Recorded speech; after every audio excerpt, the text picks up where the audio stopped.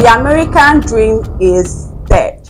That's what most people say and believe. But our guest today, Mr. Ali Master, the author of the book Beyond the Golden Door, holds the controversial viewpoint that the American dream is still alive, and his life is a testament to that. Today, I have the opportunity to speak with Mr. Ali Master about his remarkable journey and the powerful message behind his book Beyond the Golden Door, seeing the American dream through an immigrant's eyes. So let's welcome him to this conversation. Good morning, Mr. Ali Master. Thank you so much for joining us here today. Welcome. Pleasure to be here. All right, let's quickly get started.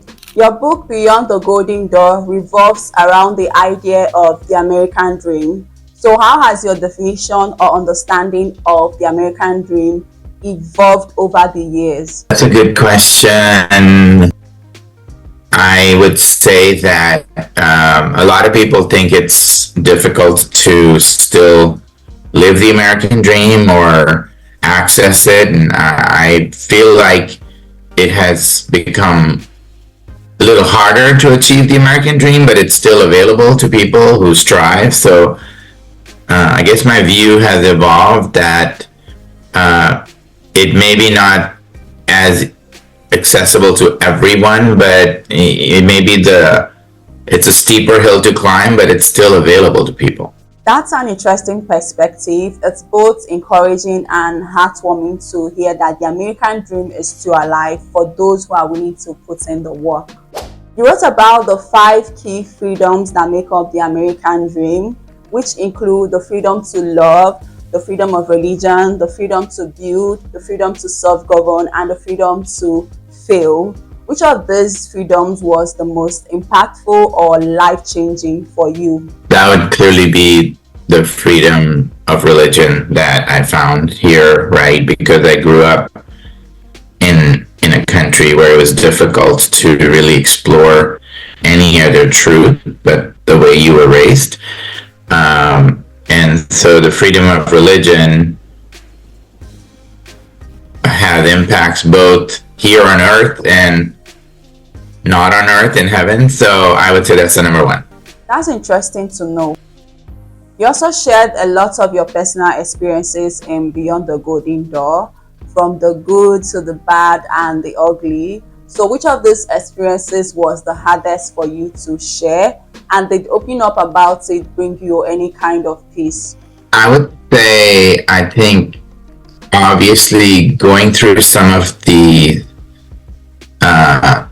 sexual molestation or something like that I describe in the book was probably the hardest to describe in terms of any child abuse that I went through, just because I have 4 kids, and to be able to write it in a way where, it's rated PG, if you want to call it that. It's not very not write it in a very dark and explicit way, but write it in a way that still is true and honest. So that was probably the hardest thing to write about, and be thinking about, okay, I'm going to write this, and this is going to be in this book forever and ever. And so that was hard. But I, as far as writing, and I'd already come to peace with that aspect of it, so it didn't change that.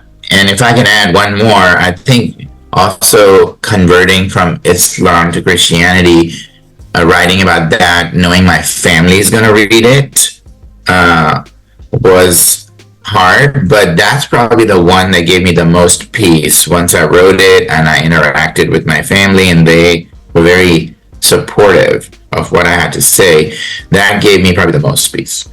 Thank you for being open about that. Sharing something that personal and traumatizing is really difficult. In a previous interview, you said you were ignorant of some of the consequences of your actions. For instance, when you converted to Christianity, you traveled back home to share the good news with your people, and you also traveled back with a Bible, which could have potentially put you in deep trouble. So my question is, what do you wish you did differently? Or if you had to go back in time, what will you change? These are some really good questions, Elizabeth. I I feel that as I've gotten older, maybe I have become maybe more aware of the consequences, to your point, and I would probably be more guarded. I'm not saying this is a good thing, by the way. I'm just saying that having a family and kids and a career, you tend to start to take, sometimes you take less risks. At least I take less risks, which is not always good.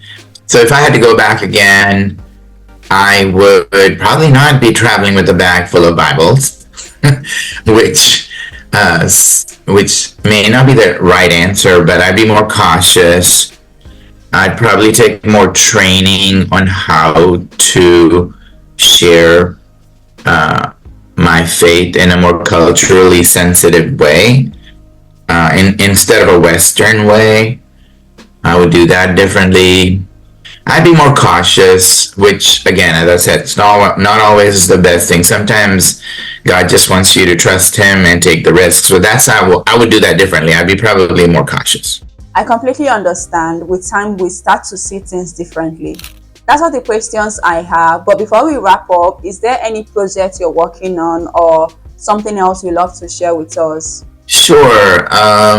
Well, here we are. We're sitting in 2025, so there's a lot going on in the United States with the election, new administration, and a lot of people can wonder, well, is this even getting us further away, becoming very nationalistic, all those things? And I just still think that I believe that America is going to come back to its roots, and I think it's still a place where if you legally come and work hard and persevere, there's still ample opportunities. If I was given a choice again, I'd still want to come here and still want to be here, even though some would say, oh, it's so much more negative and harder place to be. And then future projects, I am working on